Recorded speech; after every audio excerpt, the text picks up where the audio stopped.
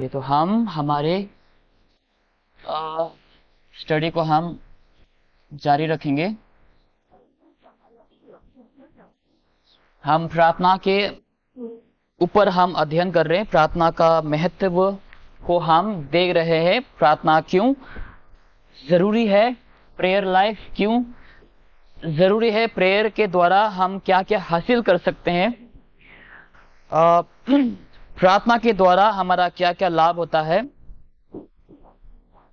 तो पिछले हफ्ते को हमने इंट्रोडक्शन देखा और आज हम ऐसे विषय के ऊपर हम चर्चा करेंगे कि हमें क्यों प्रार्थना करनी चाहिए, प्रार्थना के द्वारा हमारा क्या लाभ होता है। उससे पहले आइए हम एक वचन को गौर करेंगे। हम सब लोग पहला शमूएल में खोलेंगे, फर्स्ट सैमुएल।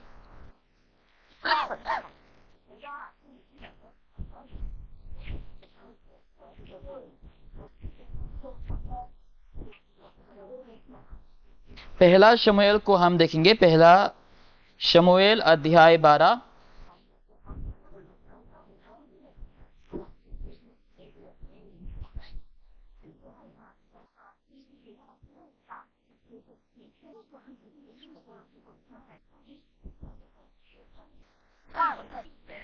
बारह का 23 में हम देखेंगे, वचन 23।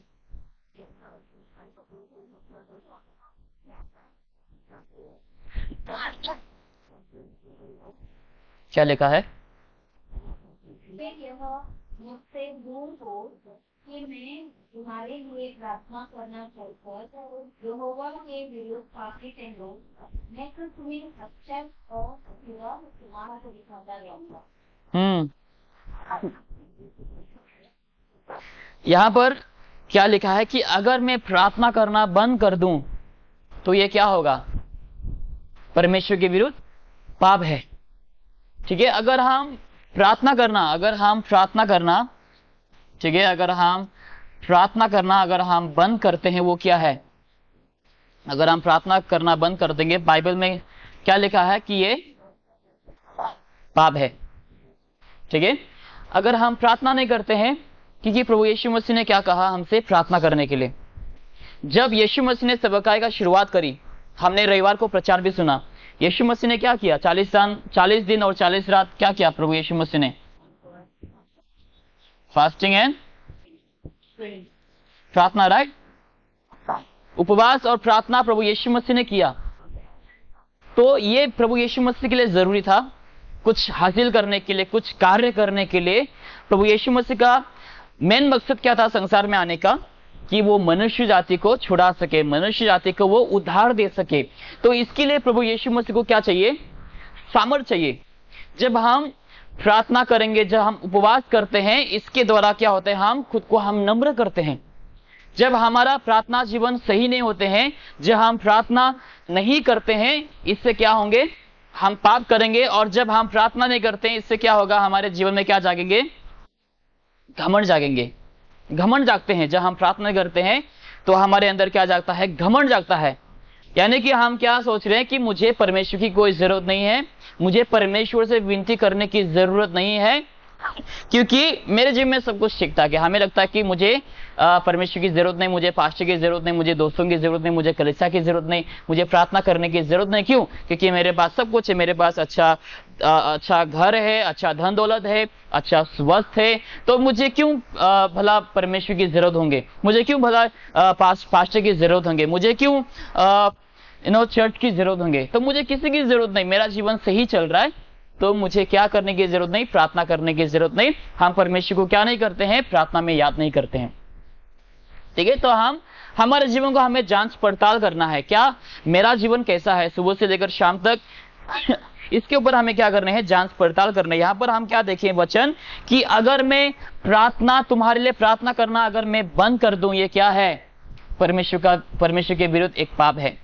तो हम पाप करें, प्रार्थना को बंद करते हुए प्रार्थना ना करना हमारे लिए क्या है? परमेश्वर का विरुद्ध एक पाप है। आइए हम एक वचन मेरे साथ खोले देखेंगे। यहां पर हम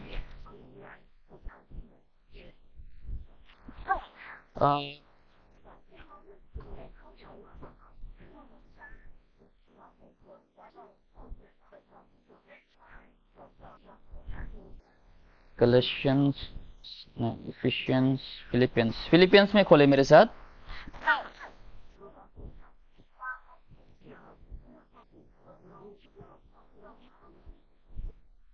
फिलिपियंस 4 का देखो, फिलिपियंस 4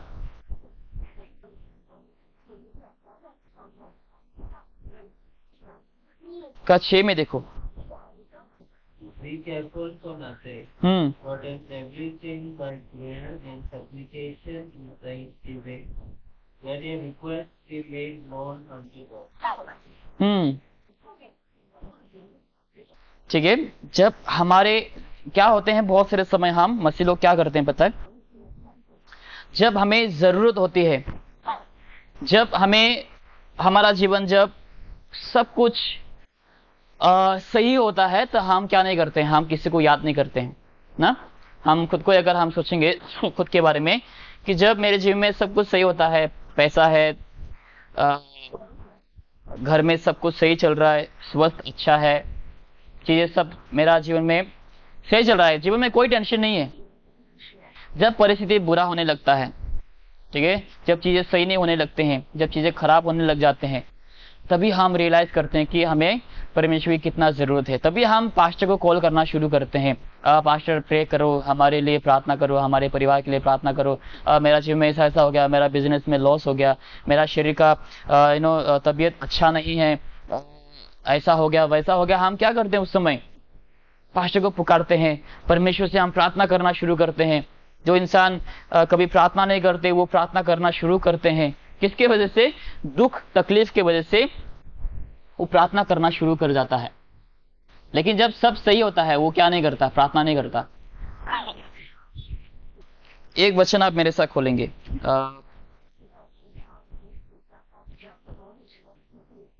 इसमें खोलें, जेम्स में खोलें,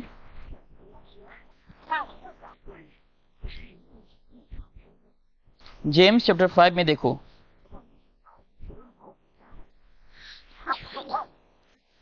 ये मसीहों का जीवन ऐसा होना चाहिए जो हम अभी वचन देख रहे हैं। जेम्स चैप्टर 5 वर्स नंबर 13 से हम देखेंगे, वचन 13 से हम देखेंगे।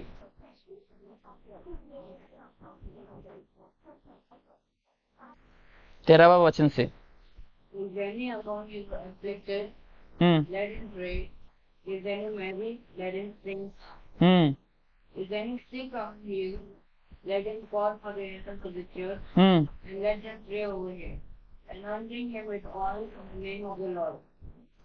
The prayer of faith saves sick, and the Lord shall raise him up, and if he have committed sin, they shall be forgiven.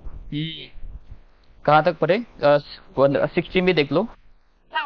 Confess your faults one to another, and pray one for another, that ye may be healed. Effectual fervent prayer of a righteous man availeth much.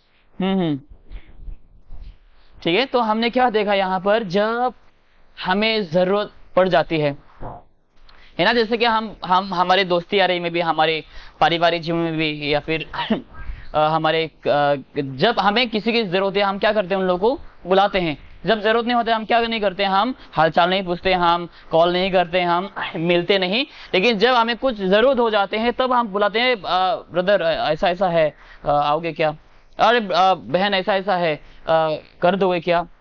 जब जरूरत होते है, हम क्या करते हैं, हम लोगों को पुकारते हैं। वैसे ही जब हमें कुछ जरूरत होते है हमारे जीवन में, जिसको मनुष्य ठीक नहीं कर सकता, ठीक है, जो मनुष्य के द्वारा संभव नहीं है, उसके बाद हम क्या करते हैं, किसको हम दुहाई देते हैं? परमेश्वर को हम दुहाई देते हैं। प्रभु मेरे जीवन में कुछ सही नहीं हो रहा है, परमेश्वर, हाँ मेरा बिजनेस में लॉस आ गया, परमेश्वर मेरा मेरे शरीर में सब कुछ नुकसान हो गया, मेरा शरीर सही नहीं है, हम दवा ले रहे, दवा खा रहे, डॉक्टर के पास जा रहे, लगातार कुछ नहीं हो रहा है, डॉक्टर कुछ नहीं कर पा रहे, दवा भी कुछ काम नहीं कर रहा है। उस समय हम क्या करते हैं, परमेश्वर को पुकारते हैं, परमेश्वर से हम प्रार्थना करते हैं। जरूरत के समय हम क्या बन जाते हैं, स्वार्थी मसीह, स्वार्थी मसीह हम बन जाते हैं। तो हम दिन भर, हफ्ते भर, साल भर हम क्या नहीं करते, प्राप्त नहीं करते हैं, और हम प्रार्थना नहीं करते हैं। और प्रार्थना जब हम बंद करते हैं, वो क्या है, एक पाप है, ठीक है। जैसे हम कलीसिया नहीं जाते हैं वो क्या है, पाप है, वैसे ही जब हम प्रार्थना नहीं करते हैं वो भी पाप है। अगर यीशु मसीह ने इंपॉर्टेंस समझा, ठीक है, 40 days and 40 nights प्रभु यीशु मसीह ने उपवास और प्रार्थना के द्वारा क्या क्या सेवकाई की शुरुआत करी। यीशु मसीह कौन है, परमेश्वर का पुत्र, राइट। अगर वो चाहते तो उन्हें प्रार्थना उपवास करने की कोई जरूरत भी था नहीं, लेकिन प्रभु यीशु मसीह ने क्या समझा, वो बहुत जरूरी समझा उपवास करना और प्रार्थना करना। जब हम प्रार्थना उपवास करते हैं क्या होंगे पता है, हम जैसे मैंने कहा है कि हम नम्र हो जाएंगे, हम परमेश्वर के ऊपर निर्भर बने रहेंगे। जब हम प्रार्थना नहीं करते हैं, इससे क्या साबित होता है पता है, कि हम घमंडी है, हम परमेश्वर के ऊपर डिपेंड नहीं रहते हैं, हम परमेश्वर के ऊपर निर्भर नहीं रहते हैं। क्यों? क्योंकि मुझे चाहिए नहीं परमेश्वर, तो मैं क्यों प्रार्थना करूं, क्योंकि मेरे जीवन में सब कुछ है, तो मैं क्यों प्रार्थना करूं। जब जैसे मैंने एग्जांपल दिया, जब हमें किसी की जरूरत होती है हम उसको बुलाते हैं, वैसे ही जब हमें जरूरत होते हैं हम तभी परमेश्वर को बुलाते हैं, और हम क्या बन जाते हैं, स्वार्थी मसीह बन जाते हैं। हमारे अंदर क्या है, घमंड है। जैसे यहाँ पर हमने क्या देखा, वचन 13 में, जेम्स चैप्टर 5 वर्स नंबर 13 में, इसमें क्या लिखा है कि क्या तुम में कोई एफ्लिक्टेड है, दुविधा में है, परेशान में है, दुख में है, उसे क्या करनी चाहिए, प्रार्थना करनी चाहिए। ठीक है, अभी ये मत समझो कि जब हम दुविधा में होते हैं, जब हम परेशानियों में होते हैं तभी हमें प्रार्थना करनी चाहिए, ऐसा नहीं है। आप मेरे से एक वचन खोले, भजन संगीत साम्स चैप्टर 55, साम्स चैप्टर 55, भजन संगीत 55,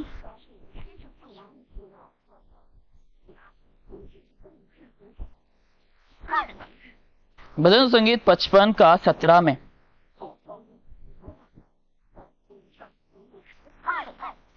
17वां वचन में, Evening and morning, in the noon, will I pray, and cry loud, and he shall hear my voice. ठीक है, कभी कभी हमें प्रार्थना करना चाहिए जब कभी भी हमें समय हो। ठीक है, सुबह हो सकता है, दोपहर को हो सकता है, शाम को, रात को। ठीक है, हमें हर वक्त क्या करनी चाहिए, प्रार्थना करनी चाहिए। इन लोग सब महान महान मसीह लोग हैं, दाऊद, डैनियल, ठीक है, सैमुएल, बहुत सारे ऐसे जो परमेश्वर के भक्त हैं, परमेश्वर का जो जन है, उन सबों ने क्या किया, प्रार्थना किए। डैनियल दिन में कितनी बार, वो भी 3 बार, राइट। यहां पर दाऊद भी मेंशन कर रहे हैं कि मैं सुबह को प्रार्थना करता हूं, दोपहर को भी प्रार्थना करता हूं, शाम को भी मैं दुआ करता हूं, और परमेश्वर मेरी पुकार को क्या करता है, वो सुनता है। ठीक है, जब भी हम प्रार्थना करें परमेश्वर से, परमेश्वर हमेशा हमारी प्रार्थना का जवाब देने के लिए क्या है, वो तैयार है। बस हम क्या नहीं करते हैं, हम परमेश्वर को पुकारते नहीं, जिसके चलते परमेश्वर हमारी दुआओं को नहीं सुनता। परमेश्वर काफी सारे समय हमसे क्या होते हैं, खफा हो जाते हैं। ठीक है, जैसे कि नाराजगी जताना। ठीक है, जब हम कभी किसी को इंपॉर्टेंस नहीं देते हैं, वो क्या हो जाते हैं, दूसरा बंदा वो नाराजगी जताते हैं। जैसे दोस्ती यारी में ही अगर हम देखेंगे, बहुत सारे समय क्या करते हैं, बहुत से लोग किसी से ज्यादा बात करेंगे और दूसरे को क्या करेंगे, इग्नोर करेंगे। इससे वो व्यक्ति को क्या होंगे, वो नाराजगी जताएंगे, अरे पता नहीं क्या हुआ, वो बात नहीं कर रहे मुझसे। हम क्या हो जाएंगे, अंदर ही अंदर हमें दुख लगेगा, नाराजगी हम हो जाएंगे। ठीक है, एक वचन आप मेरे साथ खोले इसी के ऊपर,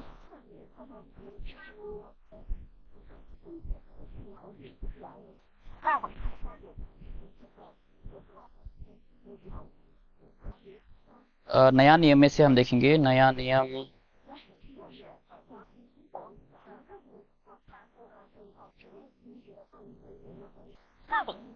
ओके, जेम्स में देखेंगे,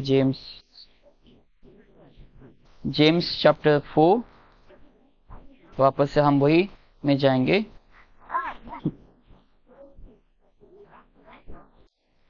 हाँ ठीक है, नया वचन देखने से पहले हम वही दोबारा जाएंगे। हाँ, जेम्स में जाएंगे दोबारा, James chapter 4।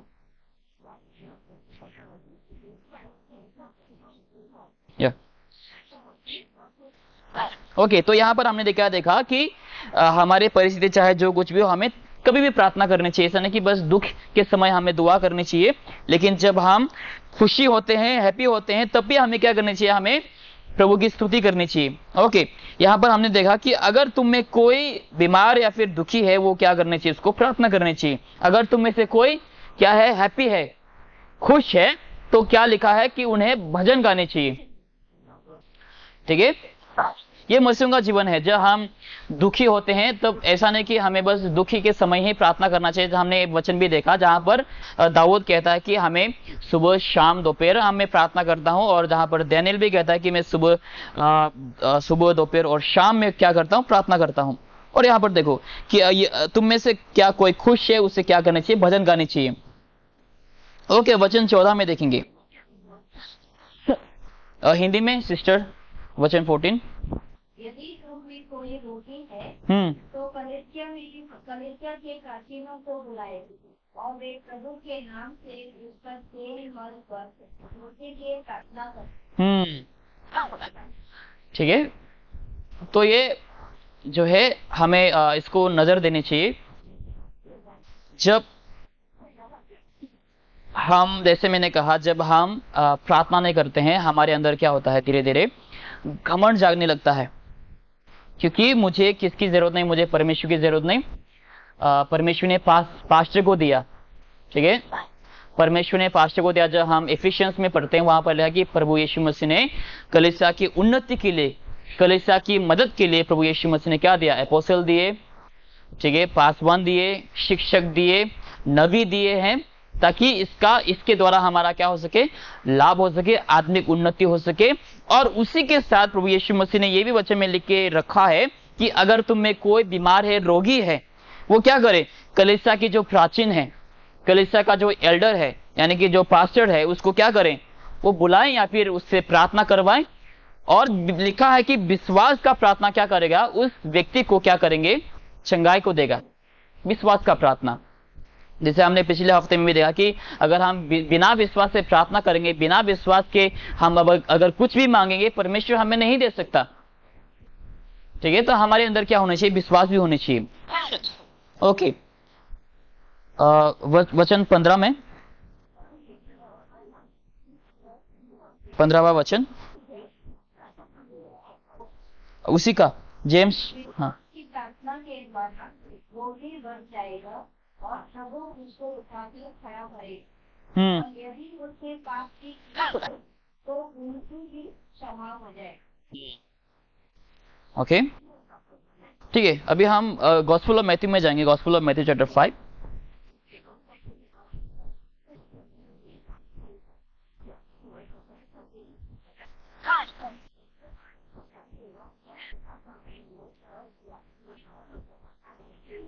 Gospel of Matthew chapter 5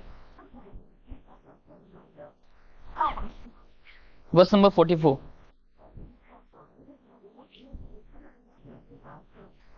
44, हाँ, यस, 44 वचन। परंतु मैं तुमसे यह कहता हूँ कि अपने बैरियों से प्रेम रखो और अपने सताने वालों के लिए प्रार्थना करो। ठीक है, इसीलिए मैंने कहा जब हम प्रार्थना करते हैं, प्रार्थना के द्वारा हमें क्या मिलती है, हमें शांति मिलती है, हमें आनंद मिलती है, हमारे दुआओं का जवाब हमें मिलती है। और उसी के साथ साथ जब हम प्रार्थना करते हैं, प्रार्थना हमें क्या करता है, हमें नम्र बनाता है। ठीक है, प्रार्थना हमें क्या बनाता है, नम्र बनाता है। इस वचन को जब हम देखते हैं, यहां पर क्या लिखा है कि तुम अपने दुश्मनों से क्या कर, प्यार कर, अपने दुश्मनों से तुम क्या रख, प्रेम रख, राइट। और क्या लिखा है कि जो तुम्हें श्राप देता है उन्हें क्या कर, उन्हें आशीष दे। और ये भी लिखा है कि जो तुझसे नफरत रखता है, ठीक है, और जो तुझे सताता है, उसके लिए क्या कर, तुम प्रार्थना करो। क्या करो, प्रार्थना करो। ठीक है, प्रार्थना।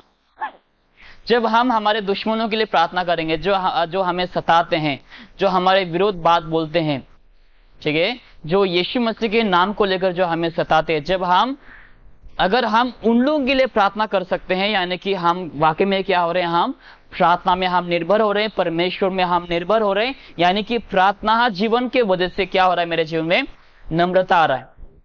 ठीक है, नहीं तो क्या होता है, कभी कभार क्या होता है, हम घमंडी हो जाते हैं, मैं क्यों प्रार्थना करूं, ठीक है, अगर कोई हमें सताने वाला भी नहीं हो, हम क्या होते हैं, बहुत से जो हमारे दुश्मन है, जो हमारे जो दोस्ती यारी में ही बहुत से ऐसे लोग हैं जो हमारे विरुद्ध कुछ बोल जाते हैं। सोचो, मैंने सुना नहीं डायरेक्टली उसके मुंह से, लेकिन किसी और ने मुझे कुछ ऐसा बोल दिया, अरे उसने ना, वो भाई तुम्हारे बारे में ऐसा ऐसा बोल रहा था। ठीक है, जब मैं उसके कहावत को सुनूंगा, कहा हुआ बातों को सुनूंगा, मेरे अंदर क्या हो जाएंगे, गुस्सा, हाँ ऐसा कहा उसने, उसको छोड़ूंगा नहीं, उसने अच्छा नहीं किया मेरे विरुद्ध।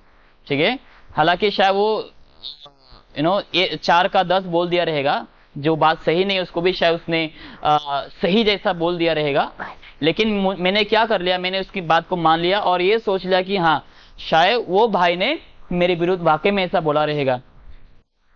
तो हम क्या हो जाते हैं उस समय, हालांकि वो मेरा मसीह में भाई है, हालांकि वो मेरा मसीह में बहन है, कलीसिया का सदस्य है, कलीसिया के सदस्य होने के बावजूद, मेरा दोस्त होने के बावजूद मैं क्या करूंगा उसको, जब मैं किसी के मुंह से मेरे विरुद्ध कुछ अनाप शनाप बात करते हुए सुनूंगा, मेरे अंदर क्या जागेंगे, गुस्सा जागेंगे।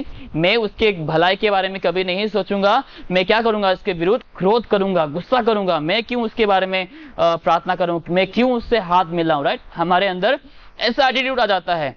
कलीसिया में भी बहुत सारे समय ऐसा हो सकते हैं, मैं नहीं हाथ मिलाऊंगा भाई उससे, वो मेरे विरुद्ध ऐसा ऐसा बोला। तो इसलिए प्रभु यीशु मसीह कहता है कि तुम अपने दुश्मनों के लिए क्या कर, तुम क्या करो, प्रार्थना करो। अपने दुश्मनों के लिए तुम क्या करो, प्रार्थना करो। जो तुम्हें सताता है उसके लिए तुम प्रार्थना करो। जब हम हमारे दुश्मनों के लिए जब हम प्रार्थना कर पाएंगे, जब हम हमारे सताने वालों के लिए प्रार्थना कर पाएंगे, जब हमारे विरुद्ध लोग बोलने वालों को हम जब आशीष देंगे, उन लोगों के लिए हम दुआ करेंगे, तो क्या होगा, हमारे अंदर प्रार्थना जीवन के वजह से हम क्या बन पाएंगे, हम नम्र बन पाएंगे। ठीक है, जब हम प्रार्थना नहीं करते हमारे जीवन में क्या जागेंगे, घमंड जाएंगे, ये तो पक्की बात है। ठीक है, हमारे अंदर घमंड जागेंगे। जब हम प्रार्थना नहीं करेंगे हमारा स्पिरिचुअल लाइफ क्या नहीं होगा, ग्रो नहीं होगा। ठीक है, जब हम प्रार्थना नहीं करेंगे हम पवित्र आत्मा का सामर्थ्य को भी हम नहीं पा सकते। यहां पर देखो मेरे साथ, जो हमने संडे को देखा था, मैथ्यू से हम देखेंगे,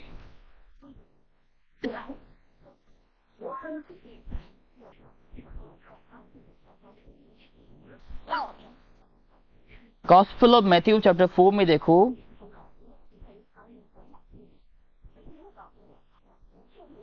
ओके तो संडे को हमने लूक से देखे थे, राइट। ओके, लूक में जाएंगे हम, गॉस्पेल ऑफ लूक,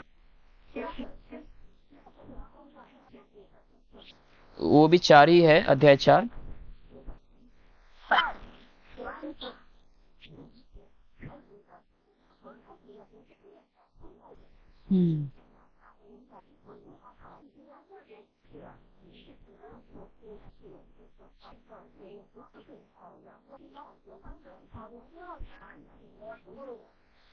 ओके, 4 का 1 में देखो क्या लिखा है।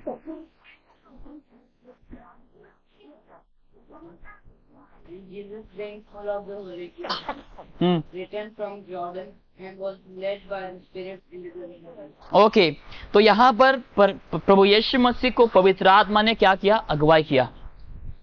उसके लिए जब हम भी, अगर हम भी पवित्र आत्मा में अगुवाई होना चाहते हैं तो हमें भी क्या करनी चाहिए, ये प्रार्थना करनी चाहिए हमें। ठीक है, जब हम प्रार्थना करेंगे, जहां प्रभु में निर्भर लगातार बने रहेंगे, तो पवित्र आत्मा हमें क्या करेंगे, अगुवाई करेंगे।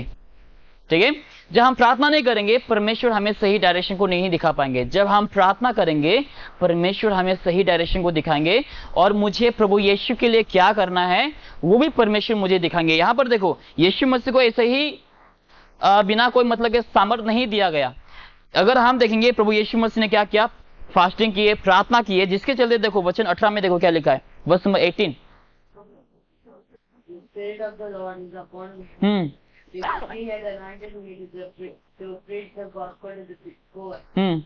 He has sent me to heal the broken-hearted, to preach deliverance to the captives and recovering of sight to the blind, to set at liberty them that are bruised. ठीक है, जब प्रभु यीशु मसीह ने 40 दिन 40 रात प्रार्थना किया, वो पवित्र आत्मा के अगुवाई में आ गए। पवित्र आत्मा उन्हें परिपूर्ण कर दिया, ताकि वो क्या कर सके, उस सेवकाई कर सके, मिनिस्ट्री कर सके, जिस मकसद के लिए प्रभु यीशु मसीह जगत में आया, ताकि उसको वो क्या कर सके, पूरा कर सके। ठीक है, तो हमारे मसीह जीवन में वैसा ही है। जब हम जीवन में कुछ करना चाहते हैं, बिना प्रार्थना के हम कुछ हासिल नहीं कर पाएंगे। ठीक है, यीशु मसीह ने हमेशा से क्या किया, प्रार्थना के बारे में हमें बताए कि तुम प्रार्थना के द्वारा क्या कर सकते हो, तुम पहाड़ को क्या कर सकते हो, तुम हटा सकते हो, राइट।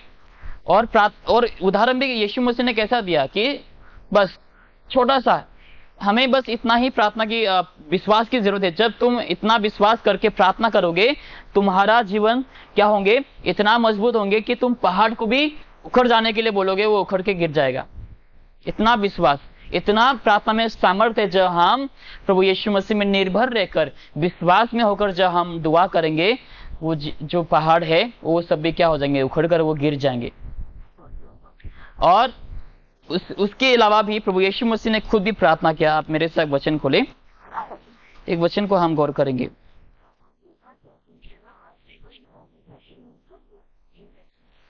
गॉस्पेल ऑफ जॉन में देखेंगे,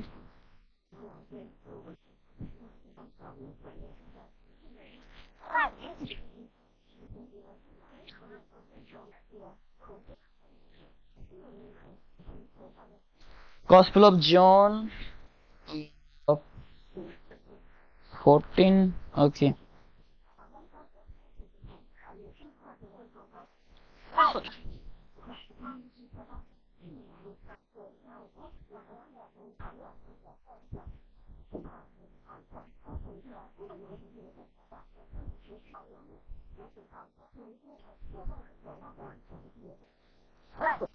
ओके, 16 में देखेंगे, 16।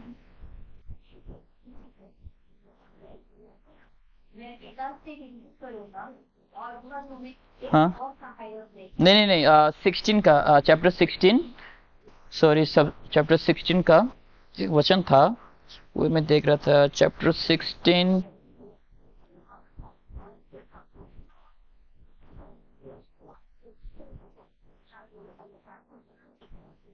ओके, 23 को हम देखेंगे। वो वचन मुझे एग्जैक्टली नहीं मिल रहा है। 23, उस दिन तुम मुझसे कुछ न पूछोगे, मैं तुमसे सच सच कहता हूँ, यदि पिता से कुछ मांगोगे तो वह मेरे नाम से तुम्हें देगा। ओके,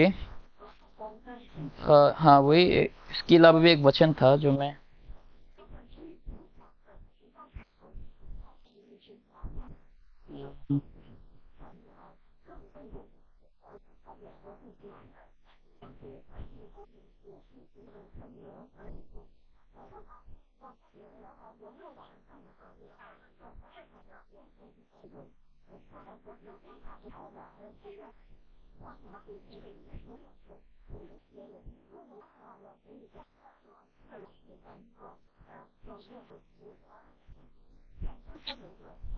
ओके,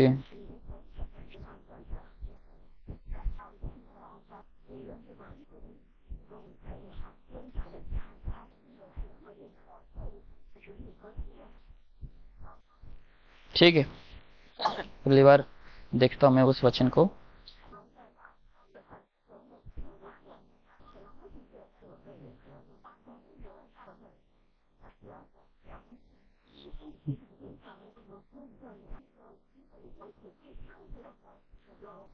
ओके, ठीक है, तो हम अभी एक वचन के ऊपर गौर करेंगे। पहला पत्रुस में जाएंगे हम, 1 पीटर चैप्टर 5।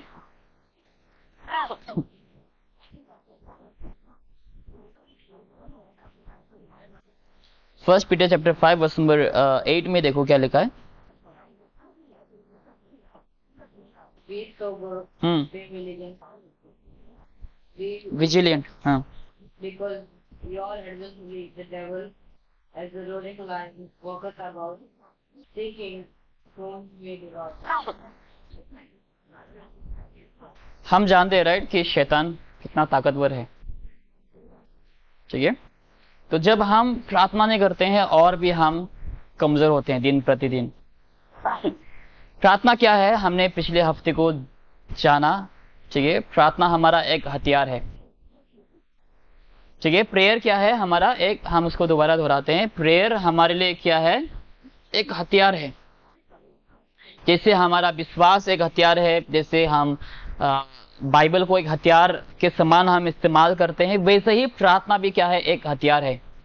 जब हम प्रार्थना धीरे धीरे हम जब कम करते जाएंगे, वैसे ही हम धीरे धीरे क्या होते जाएंगे, कमजोर होते जाएंगे विश्वास में, हमारे मसीही जीवन में, आत्मिक जीवन में हम धीरे धीरे क्या होते जाएंगे, हम कमजोर होते जाएंगे। क्यों? क्योंकि हमने हथियार का इस्तेमाल नहीं किया।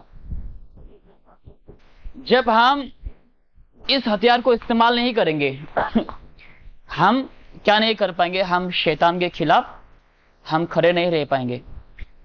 जैसे बाइबल हमारा हथियार है, प्रभु यीशु मसीह ने क्या कहा हमें इफिशियंस में चैप्टर 6 में कि तुम परमेश्वर के सारे हथियार को क्या कर लो, बांध लो, ताकि तुम शैतान के विरोध क्या कर सको, विरोध तुम खड़े रह सको। तो वैसे ही प्रार्थना भी एक माध्यम है, प्रार्थना भी हमारा एक हथियार है, जिसके द्वारा हम आत्मिक जीवन में मजबूत बन सकते हैं, शैतान के खिलाफ हम डटे रह सकते हैं।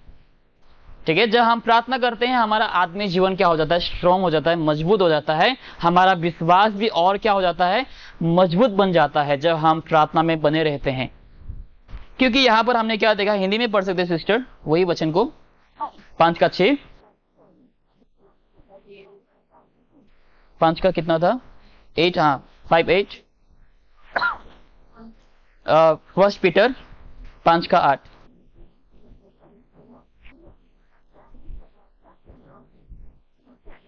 सचेत हो और जानते रहो कि तुम्हारे विरोधी शैतान गरजने वाले सिंह के समान इस खोज में रहता है कि किसको पाए।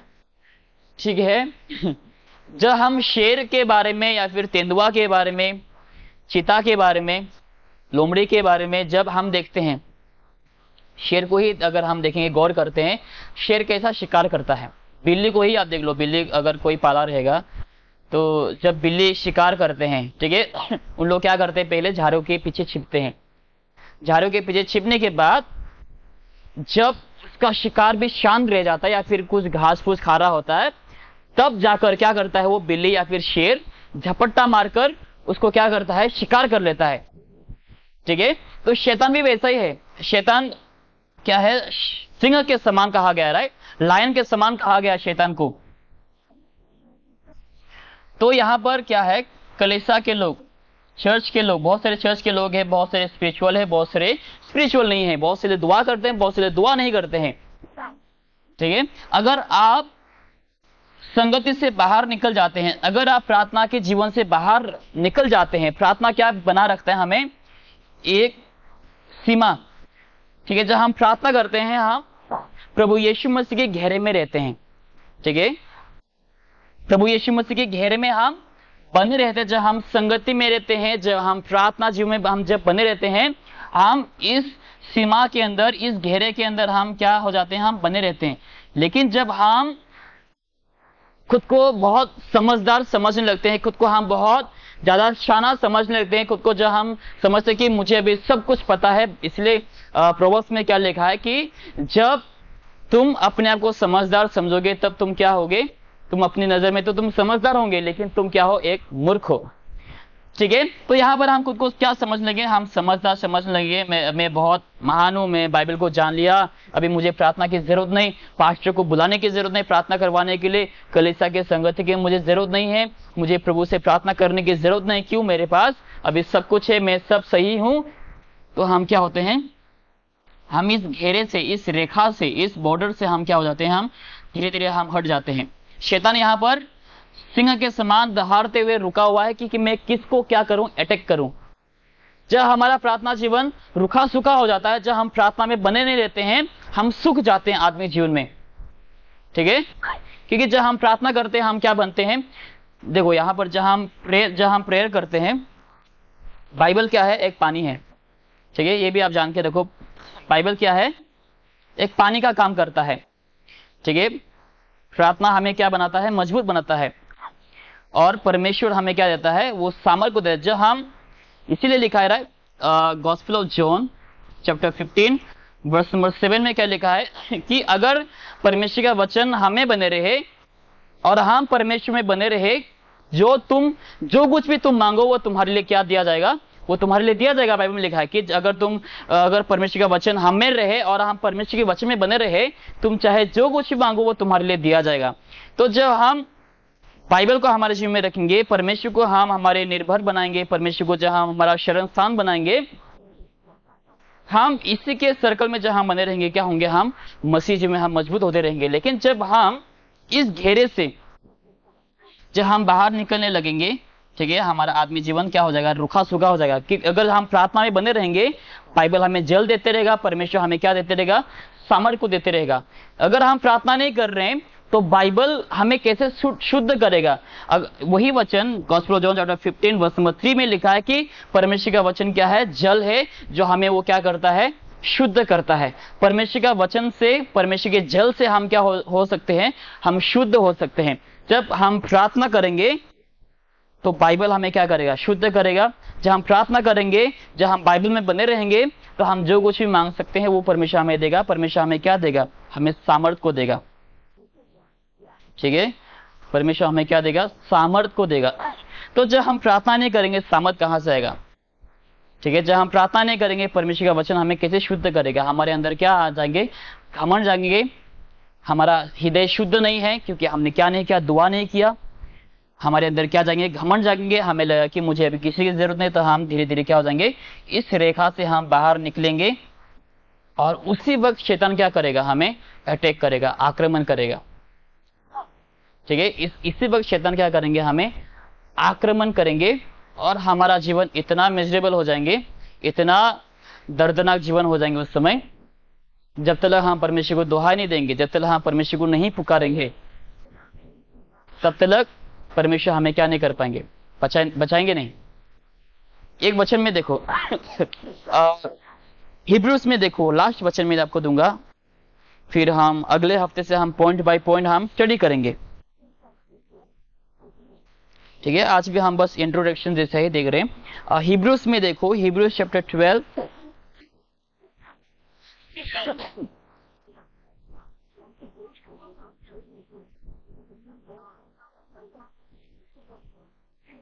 इब्रानियों अध्याय 12 का 6 देखेंगे, 6, 7, 8।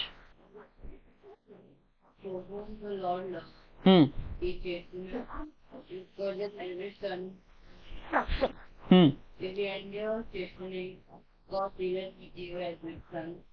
So what son is he whom the Father chasteneth not?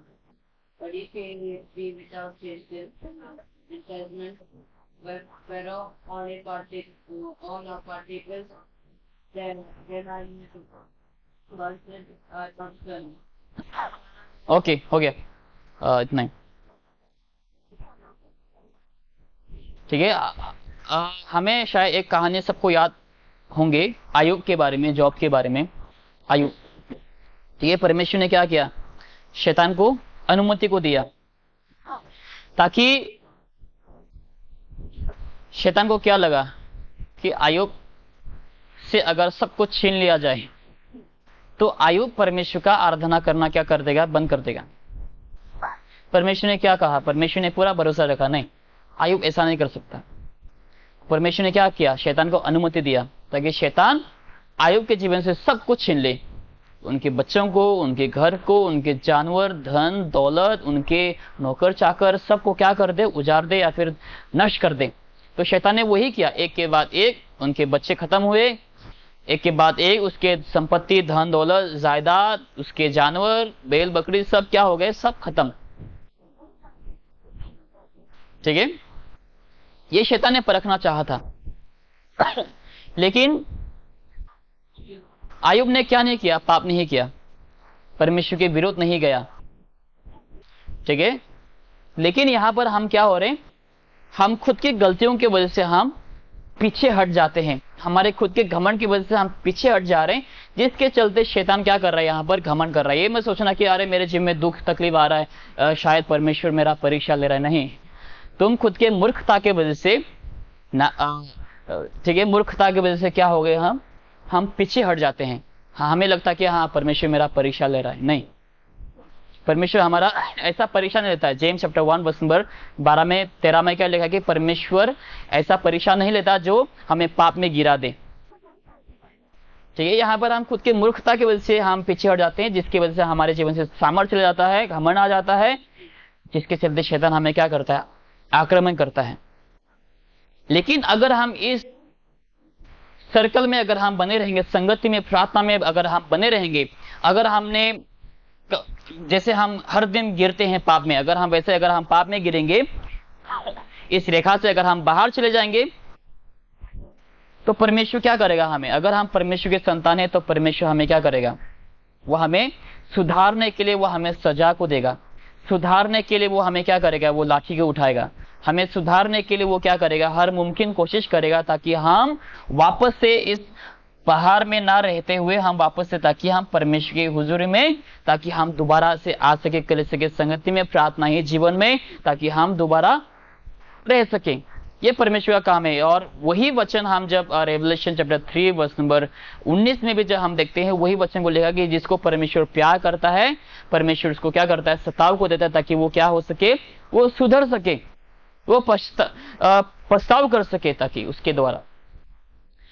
ठीक है, तो वैसे ही जब हम कलीसिया के इस दायरे से जब हम बाहर निकलते, यानी कि इस क्या कहते हैं उसको, सर्कल से जब हम बाहर निकलते हैं, तो परमेश्वर हमें सुधारता है। उस समय परमेश्वर हमें दोबारा से अपनी ओर खींचने के लिए कोशिश करता है। शैतान भी यहाँ पर खुद का काम को जारी रखेंगे हमें नष्ट करने के लिए। ठीक है, का काम को जारी रखेंगे हमें नष्ट करने के लिए। अगर हम इस समय परमेश्वर को दुहाई नहीं देंगे तो परमेश्वर हमें खा जाएंगे। जैसे कि शैतान शिकार करता है, कमजोर को देखता है, वो सबसे पीछे वाले चीजों को देखता है। अगर जो आगे वाले जानवर रहेंगे उसको शेर कभी आक्रमण नहीं करेगा, लेकिन जो पीछे रह जाते हैं शेर उसी को आक्रमण करेगा।